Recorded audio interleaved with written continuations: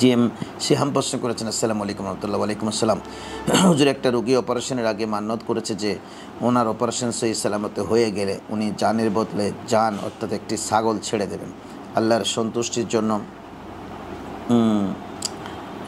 জন্য। এক বৃদ্ধ মহিলা পাওয়া গেছে যিনি 2 বেলা খাইতে পারেন না। তো এখন ওই বৃদ্ধ মহিলাকে কি ছাগল দ্রব্যমূল্য দিয়ে দিলে হবে নাকি ছাগল ক্রয় করে দিতে হবে? দেখুন, উনি আল্লাহর রাস্তায় জানের বদলা জান দেবেন, কিন্তু উনি ছেড়ে দেবেন যেটা বলেছেন ওটাও ঠিক না, কোনো বিদ্যাকে দিয়ে দেবেন ওটাও ঠিক না।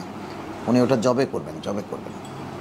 উনি জবে করে মাংসগুলো বন্টন করে দেবেন। কোনো বৃদ্ধা মহিলাকে এক ছাগলটা দেওয়ার পরে ছাগলটা জানের বদলা জান তো জবে হবে না। ওই বৃদ্ধা মহিলা কদিন লালন পালন করে বাজারে নিয়ে বিক্রি করে দেবে, টাকাটা অন্য কাজে লাগাবে। উনি করবেন কি, ছাগলটা বাজার থেকে কিনে বিসমিল্লাহি আল্লাহু আকবার বলে আল্লাহর রাহে জবে করবেন। জবে করার পরে গোশতগুলো গরিব দুঃখী মেহনতি মানুষকে বন্টন করে দেবেন। ওই বৃদ্ধা মহিলা যাকে পাওয়া গেছে তাকেও দেবেন।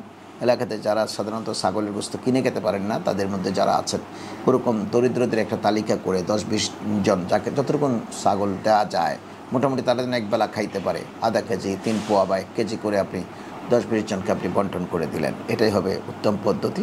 জানের বদলা জান দেওয়া মানে কি, একটা ছাগল আল্লাহর রাহে কোরবান করা।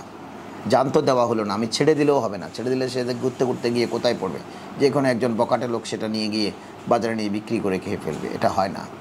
সুতরাং আপনি ওনাকে পরামর্শ দেবেন যে উনি যেন জবে করে সেই গোশতগুলো মানুষকে কী করেন, বিলি করে দেন। ধন্যবাদ।